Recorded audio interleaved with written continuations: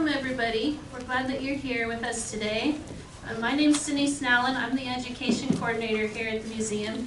And today we're doing something a little bit out of the ordinary, not necessarily connected to Washington County or Bartlesville history, but something fun for kids to do if they have time. And so we're going to talk about the dying art of cursive writing. Now, I'm going to tell you my age here. I was a child of the 80s, so we were required to learn cursive when I was a kid, and we had to practice it. But there was a catch in my education.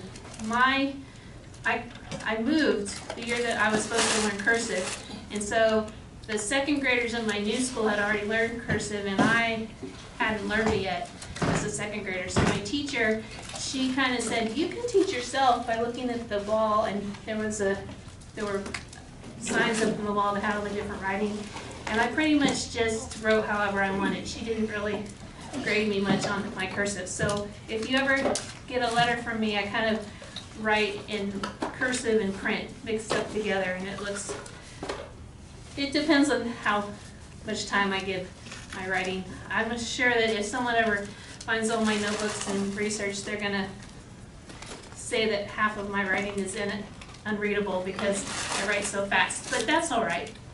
It's for my own educational purposes. But the art of cursive writing is somewhat dying because today in schools don't always have time to focus on writing cursive and teaching kids how to write cursive. Kids learn how to type when they're quite young, and I didn't learn how to type until I was like an 8th grader, and now first and second graders are learning how to type.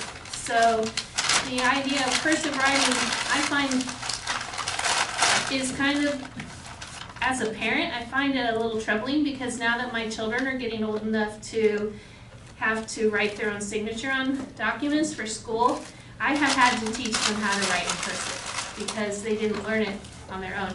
And then they see my handwriting and they want to do cool things with their names.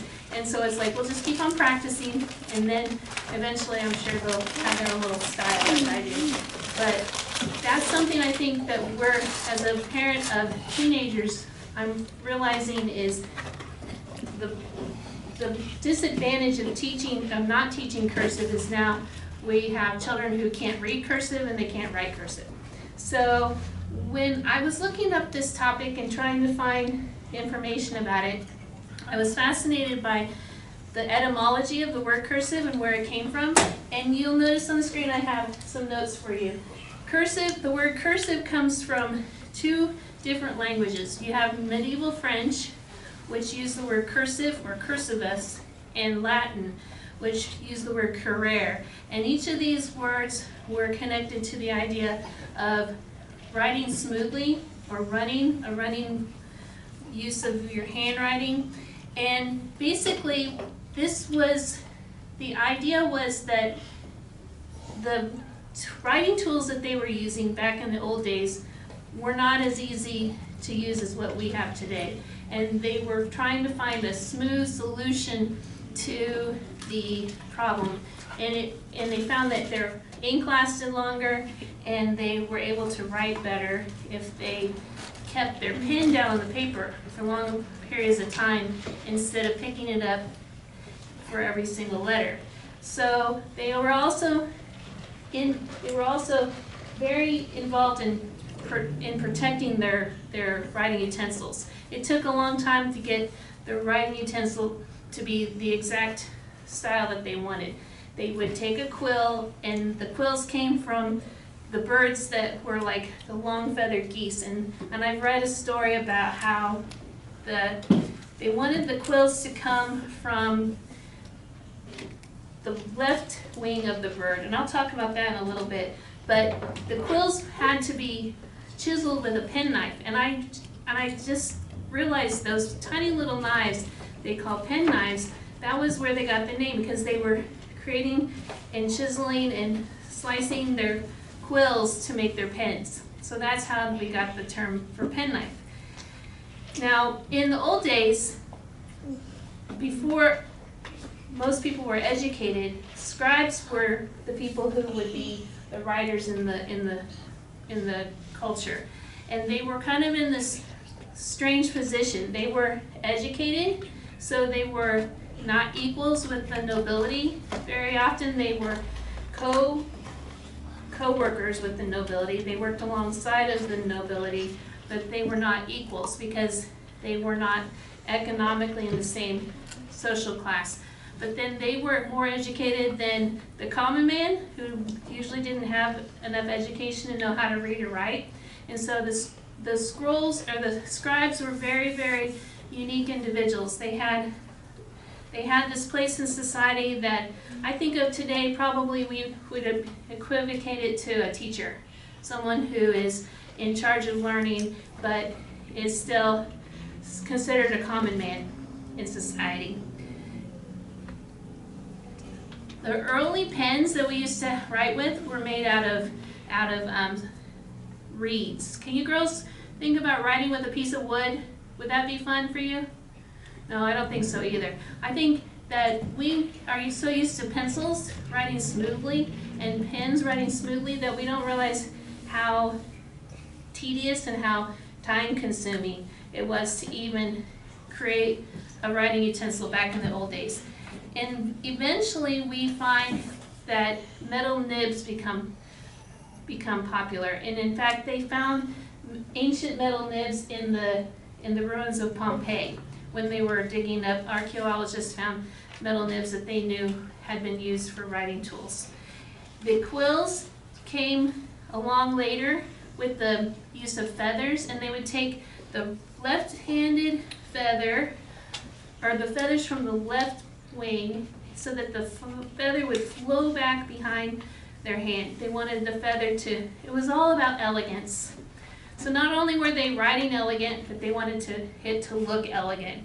And I can't even imagine how as I've been trying to use these pens and get ready for this event, I can't even imagine how long it took them to write a letter, because these pens are quite difficult to use and they're not as smooth as you might imagine. And so it's like they literally had to take their time. It's like literally writing was an art. It wasn't just a practice, it was an art. And that's what I find interesting about the archives that we have here. I found a couple different pictures that I'm going to show you of different writings that people have donated the museum over the years. And I want you just to kind of take a look at the flow of the handwriting and how unique and how beautiful it is. It's really quite beautiful. When we come into the early 1800s, we begin to see the development of the fountain pen, and they would have cartridges that the ink would be encased in. But over the years, those pens were quite messy. My favorite memory of an old fountain pen is in the movie 101 Dalmatians. Have any of you ever seen that movie? It's like the lady, the bad lady, she's trying to write a check, and she's like flinging her pen, and ink is going everywhere, and then the dog and the band all have black spots all over them. Cruella de Vil. Cruella de Vil, exactly. And her pen is making a mess, and that is exactly why Lewis Waterman developed the capillary controlled feed pen that he developed. He was a businessman, and the story goes that he was trying to seal a deal with another person, and his pen leaked all over the contract. And as a result, the man who he was trying to sell his items to refused to accept the deal because his pen leaked and he had a mess at the end of the day. So he developed, it was a slow flow capillary feed fountain pen. And I think that if any of you are pen connoisseurs and you like to buy fountain pens today, you'll notice that those kind of old fountain pens that you buy, which are actually very, very beautiful but very expensive, probably still use that capillary flow device that Lewis Waterman originally invented. In the 1930s, we begin to see the invention of the first ballpoint pens. And Mr. Laszlo Biro. He was from Hungary. He was the original inventor. He had this idea to use a metal ball bearing in the pen. And the ball bearing would flow over the ink and then move to the front of the pen and then lay the ink down on the paper as it was going. And then they developed fast drying ink so that the ink didn't smear so much when it was being written with. Any of you remember pocket protectors? I was like, as I said, a child of the 80s, and so I had a teacher who always needed a pocket protector because his wife was tired of him forgetting to put the pen lid on his pen when he would go to when he was working, and so she bought him a pocket protector. And nowadays we don't even think about things like that, I don't think, because pens hardly ever leak anymore. If they do, I think I'm gonna put it in the trash before I use it again, because there's no point in keeping a pen that leaks. Now, one person that was really influential in modern writing utensils, his name was Paul Fisher, and he developed the pressurized ink cartridge that we still use today. Sometimes they call them space pens, and he was involved with connecting with NASA, and then his pens were taken up into space and used. And basically, the idea was that the ink inside of his pens were solid until the ball bearing rolled over the ink, and it's almost not like liquid, it's more like the ink is shaved off of the I don't know if it's a solid piece of ink in there. Honestly, I wasn't going to pull a pen apart and figure it out because I didn't want to make a mess. But that's another unique feature about pens today that, like I said before, we don't have as many problems with leakages as they used to back in the old days, or back even a few years ago. Now, in the past 150 years, we have seen changes in the way that cursive has been taught in schools in America. The old cursive Spencerian script was used in the early part of our nation's history, and you'll see a lot of the old documents that we have here in the museum are written in that script. When I was a kid in the 1970s, they developed the Denise script, and this is the script that I learned. And probably the most obvious difference, the P's are closed on the Denise script, and in the Spencerian script, the P's were left open at the bottom.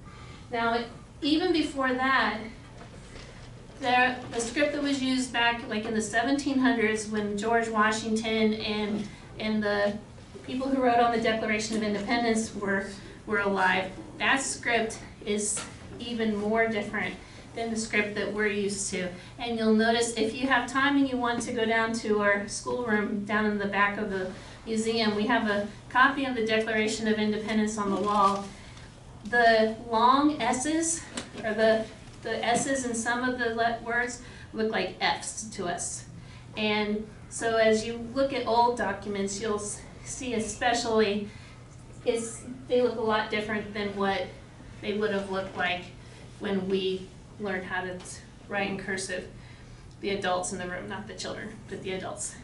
Here are a few of the examples of documents that we have here in our museum. On the left here, we have a letter written by Nelson Carr to his children. And this letter is actually, a photocopy of it is on our wall in the Nelson Carr parlor that we have here in the permanent exhibit of our museum. And he says, "Dear little girls, we have received 2 letters from you, and this is the first we have written to you. But do not be afraid, we will forget that," I think he's trying to say, "do not be afraid that we will forget you, for that would be impossible." So it's like the father writing to his children, and then he tells the girls that he bought some cattle, and then he says, "Practice your organ so that when I see you again, you can play for me."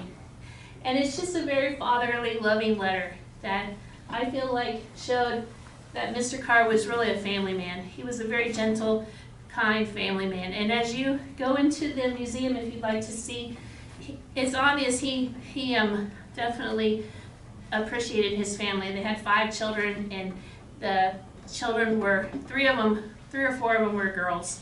So he had a special touch when it came to girls, it's obvious. This letter on the right is actually a poem that was written by Nanny May Journeycake.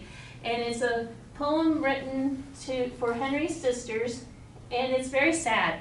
It says, when you saw your brother dying, when you heard his last low moan, did you see the angels by him sent to take your darling home? And I feel like she must have spent a lot of time on this poem. The writing here in this poem is different than other documents that we have that were written by her. We have another letter in our archives that she wrote to one of her grandsons, and her writing is not quite this neat in that letter, but you can tell that she took her time to write this. And I feel like, how did she do that with one of these pens? Because those pens are so difficult to use. But I find that's a perfect example of why writing was considered an art, and is still considered an art, because they had just beautiful handwriting back then. Now I have a couple of other pictures I wanted to show you. I think I must have had them on a different document, on my different presentation. We have some other examples here in the museum of writings from, it's a copy of a letter that was written by a Delaware Indian in the 1700s during the Revolutionary War. And then we have, well, a few weeks ago, my colleagues and I got to go to Tahlequah, and we got to see an old letter written by John Ross, the principal chief of the Cherokee Nation, and his handwriting was quite extravagant too. He had a beautiful signature, and he liked to make loops and curves in his letters as he was writing. So it was like that art of making your own name look unique was definitely, it's not something that I like to do. It was very common to, I'm sure you all are the same, make your own name look unique so no one else can copy it.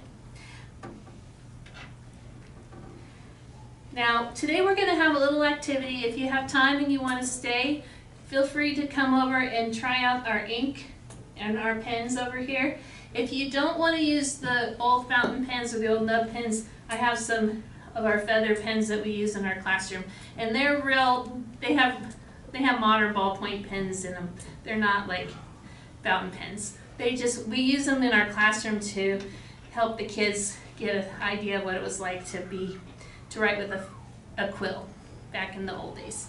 But I have a few little documents here, a few note cards, Christmas cards, thank you cards, birthday cards. If you want to take any of these and use them, feel free. And then one of the things I forgot to mention was in the old days they used to use blotters.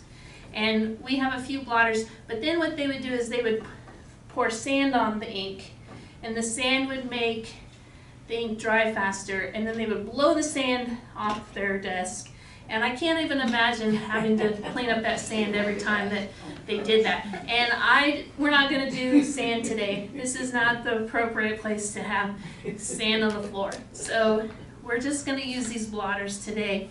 And you can feel free to be careful that you don't get the ink on your clothes, because this is real Indian ink. So does anybody have any questions? Yes, sir. Do you have in the museum a copy of the writing method known as Miss Kittle's? We would have to look that up. I think you should. 1947-ish, cursive handwriting was taught in the local schools with a textbook or a method called Miss Kittles. I'm a survivor of that. Yeah, some of our, You know it firsthand. So that is in the gap between the date 25 and what, 80? Yes. But the P's were closed in that method already. Were they? Yes. Okay. Yes. That's good to know. I know that some of the letters that I make look different than my parents' generation, so that's probably the style that my parents learned from. Yeah. One outstanding cursive handwriter in Bartlesville history was John C. Haley, the principal at the high school Okay. in the 50s. His signatures are on diplomas, and they're quite elegant. You should Yeah. try to acquire or see if you have We may a copy of one of those. Okay. Another notable example of a Bartlesville person who had wonderful handwriting was my mother. Yes. She wrote all the baptismal certificates and things like that for the First Methodist Church for years and years and years, 50s, Yeah. 60s, 70s. One more comment, if I may. Yeah. Anybody else have questions, or am I taking up too much time? If you do genealogy, you may come across, ancestral documents Mm-hmm. written in cursive that belongs in a foreign language. Like in German, there's a thing that looks like a beta. It's called a scharfes S. It's a double S. Oh, okay. And it's certainly possible to have such documents that you can read some of it, make out some of the German, Yeah. and then translate it to English. But some of it, the handwriting's obscure. But there is, let's see, I saw there is available an online website, I think, probably through the big ancestry operation in Salt Lake City. There is a graphology site that you can go and look up letters which are translated okay. there for you. I could find you that resource. I'd have to That go would be back. fun, yeah. I'd have to go back to some conference proceedings that I saw last year to find the details, but there is such a thing. That's pretty interesting. One more thing. Two more things. I have a teenager in my household. His name is long and hyphenated. And he got tired of printing it all out. So he taught himself cursive. It's pretty bad, but it does save him time. Yes. Yes, that was another thing, that the cursive was supposed to be faster writing than print writing, and when you kept your pen on the paper for longer, you could go faster. Yeah, that's basically, he was trying to save time. He's only, a teenager. Well, and I feel like back in the days, like when they would have used the fountain pens, that saving time was what helped them to be neater. But now in our culture, in our society, where we have ballpoint pens, it's that saving time makes our writing harder to read and messier. And yes, and to further process of saving time, it is possible to have your handwriting transformed into a type font that you can use on your computer. yes, I've seen that before. The service sends you a form. Yes, You write out examples following what they want to see. yes, They charge you some money and send you this yes. font that you can install in your computer, and then you can just type a letter. Yes, that would be nice That for looks personal. when you need to write. I your cheat signature. and do that for personal letters myself Yeah. these days. Yes, I used to love writing letters when I was a kid, and a few years ago when my grandmother passed away, my mom and dad, when they were cleaning out her house, found one of my old letters to her. And I used to start the letters the same way. Dear Grandma and Grandpa, how are you? I am fine. And that's how every letter was. That's a good idea. And I think it was probably, I was probably an adult, and I was still writing letters to people. And it's just kind of a nice personal way, a personal touch of telling people that you still care about them. And I find that to be something that, when I have time, I still like to do that. Still write letters. One of the ladies who works downstairs yesterday was up helping me with the computer, and she was telling us about how her mother had beautiful handwriting, and she was writing, she wrote a letter one day to a pharmacy letting them know that she was going to come and pick up her prescription.